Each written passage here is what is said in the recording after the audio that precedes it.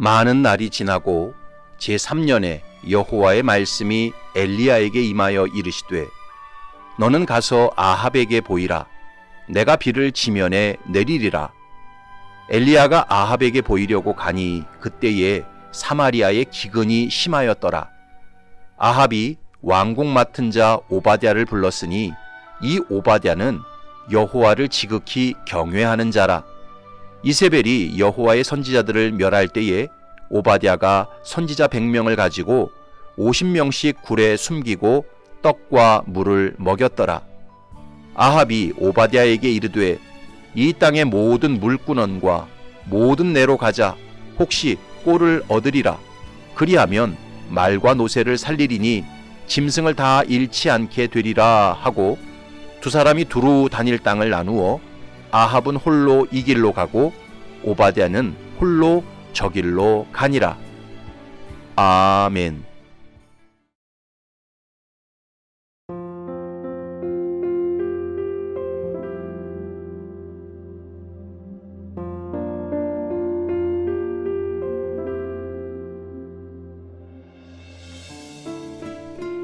인간은 하나님이 아니기 때문에 각자 나름대로 두려워하는 대상이 있습니다. 어떤 사람은 가난을 두려워하고 어떤 사람은 질병을 두려워합니다. 어떤 사람은 사람들의 비난을 두려워하고 어떤 사람은 실패를 두려워합니다. 하지만 이 두려움은 일종의 묶임이요 속박이기 때문에 그 대상이 무엇이든지 두려움에 사로잡히게 되면 결코 자신의 능력을 제대로 발휘할 수 없습니다. 부자 아빠, 가난한 아빠라는 책이 있습니다. 로버트 기요사키라는 사람이 쓴 책입니다. 그 책에 보면 가난한 사람이 가난하게 되는 데에도 이유가 있고 부자가 부자가 되는 데에도 이유가 있다고 말합니다. 그것을 결정하는 아주 중요한 요소는 바로 실패에 대한 두려움이라고 합니다. 대부분 가난한 사람들은 그 마음속에 실패에 대한 두려움이 크다고 합니다. 부자가 될 만한 충분한 재능과 능력이 있음에도 불구하고 어떤 일을 시도했을 때 망하면 어떡하지? 실패하면 어떻게 하지? 이런 두려움이 많기 때문에 아무것도 도전하지 않는다고 합니다. 그래서 가난하게 사는 것이라고 합니다. 반면 부자가 되는 사람들은 실패를 두려워하지 않는다고 합니다. 과감하게 도전한다고 합니다. 그래서 돈을 벌고 부자가 된다는 것이지요. 그러므로 인생을 성공적으로 살아가려면 참으로 두려워할 대상은 두려워해야 하지만 두려워하지 말아야 할 대상은 결코 두려워하지 말아야 합니다. 예수님께서는 누가복음 12장에서 말씀하셨습니다.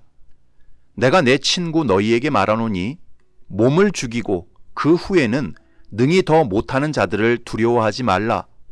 마땅히 두려워할 자를 내가 너희에게 보이리니 곧 죽인 후에 또한 지옥에 던져넣는 권세 있는 그를 두려워하라.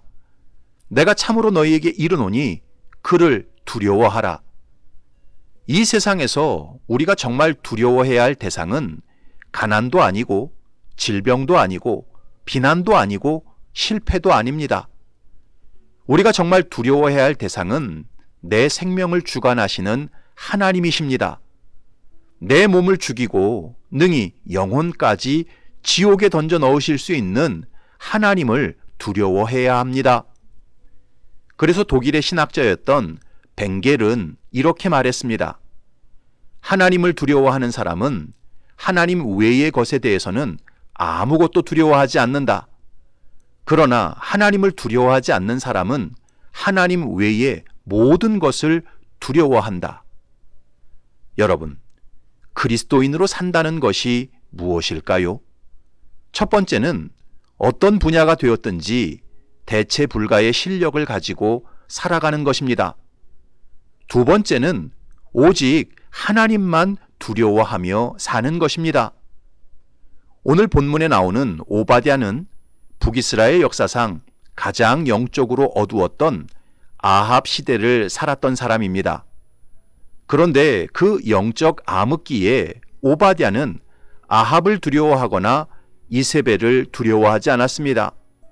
오직 하나님만 두려워하고 하나님만 경외했습니다. 3절과 4절을 보면 아합이 왕궁 맡은 자 오바댜를 불렀으니 이 오바댜는 여호와를 지극히 경외하는 자라. 이세벨이 여호와의 선지자들을 멸할 때에 오바댜가 선지자 100명을 가지고 50명씩 굴에 숨기고 떡과 물을 먹였더라. 열왕기 기자는 오바댜를 소개할 때 여호와를 지극히 경외하는 자라고 소개했습니다. 오직 하나님만을 두려워하고 다른 것은 전혀 두려워하지 않는 사람이라고 소개했습니다. 그래서 오바댜는 아합과 이세벨이 여호와의 선지자들을 핍박할 때에도 전혀 두려워하지 않고 그들을 먹이고 살리는 일을 과감하게 행했던 것입니다. 오바댜는 오직 하나님만 두려워했기 때문에 세상의 그 어떤 것도 두려워하지 않았습니다. 그래서 하나님의 뜻을 행할 수 있었습니다. 그런데 그리스도인이 바로 오바댜처럼 살아가는 사람입니다. 그리스도인으로 산다는 것은 만물의 창조주이신 하나님을 믿고 사는 것을 뜻합니다. 그리스도인으로 산다는 것은 하나님의 아들 예수 그리스도를 내 구주와 왕으로 모시고 사는 것을 뜻합니다. 그리스도인으로 산다는 것은 하나님의 성령이 내 속에 내주하는 것을 뜻합니다. 한마디로 그리스도인으로 산다는 것은 이 세상에서 가장 크고 강하고 영광스러운 성삼위 하나님과 동행하는 삶을 사는 것을 뜻합니다. 그래서 참된 그리스도인은 오직 하나님만 경외하고 두려워합니다. 동시에 하나님이 아닌 그 어떤 사람이나 세력이나 형편에 대해서는 절대 두려워하지 않습니다. 그래서 범사에 하나님의 뜻을 행하고 살아계신 하나님의 능력과 역사를 체험하게 됩니다. 어느 중견교회 목사님이 안식년을 맞아서 선교지를 방문하게 되었습니다. 이곳저곳을 돌아보는 중에 형편이 너무 어려운 선교사님 한 분을 만나게 되었습니다. 그 선교사님이 목사님에게 자기 형편을 하소연했습니다. 목사님, 한국의 경기가 너무 안 좋다 보니까 여러 교회들로부터 들어오던 후원금이 많이 끊겼습니다. 그러다 보니까 제가 11조 생활도 제대로 못하고 선교 사역을 하고 있습니다. 그때 목사님께서 이렇게 말했습니다.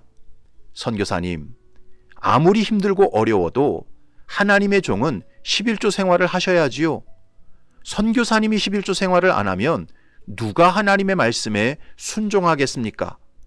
이제부터는 빼먹지 말고 꼭 하세요. 만약 선교사님이 11조를 드리고 생활비가 모자라면 그때 저에게 전화하세요. 그러면 제가 다 채워드리겠습니다. 이런 목사님의 약속에 용기를 얻은 선교사님은 그때부터 다시 11조 생활을 하기 시작했습니다. 그런데 신기한 것은 어려운 중에 11조를 드리는데도 생활비가 모자라지 않았습니다. 그래서 한 번도 그 목사님에게 연락하지 않았습니다. 1년 후에 이 선교사님이 한국에 볼 일이 있어서 들어왔다가 그 목사님을 만나게 되었습니다. 그리고는 간증을 했습니다. 목사님 약속을 믿고 어려운 중에도 11조 생활을 했더니 정말 기적처럼 생활비가 하나도 모자라지 않았습니다. 그때 이 목사님께서 이렇게 이야기를 했습니다. 선교사님 감사합니다. 제 말을 듣고 그렇게 순종해 주셔서 너무 감사합니다. 그런데 선교사님, 왜 제가 한 약속은 그렇게 철석같이 믿으시면서 하나님의 약속은 믿지 못하셨습니까? 앞으로는 크신 하나님을 두려워하고 그의 모든 말씀을 온전히 믿고 순종하세요. 그러면 놀라운 기적을 맛보게 되실 것입니다. 여러분, 그리스도인이라고 하는 사람들이 왜 하나님의 말씀에 순종하지 못할까요? 왜 하나님을 믿는다고 하면서 하나님의 놀라운 능력과 역사를 체험하지 못할까요? 그 이유는 하나님께서 세상에서 가장 크시고 강하시고 영광스러운 분이심을 믿지 못하기 때문입니다. 진정으로 하나님을 경외하지 않고 두려워하지 않기 때문입니다. 그래서 만날 약하고 헛된 것들에게 종노릇하고 굴복하며 사느라 그 어떤 하나님의 능력과 역사도 체험하지 못하고 비참하게 살아가는 것입니다. 사랑하는 성도 여러분, 그리스도인으로 산다는 것은 오직 하나님만 경외하고 하나님만 두려워하며 사는 것입니다. 그래서 담대하게 하나님의 뜻을 행하고 놀라운 하나님의 능력과 역사를 체험하며 사는 것입니다. 바라기는 저와 여러분들이 2025년 한 해 하나님만 경외하고 두려워하며 사시기 바랍니다. 그러면 그 어떤 사람이나 세력이나 형편도 두렵지 않을 것입니다. 가는 곳마다 하는 일마다 이기고 형통하는 복된 삶을 살게 될 것입니다. 오직 하나님만 경외하고 두려워함으로 이런 복된 삶을 살아가는 저와 여러분이 되시기를 주님의 이름으로 축원합니다. 아멘.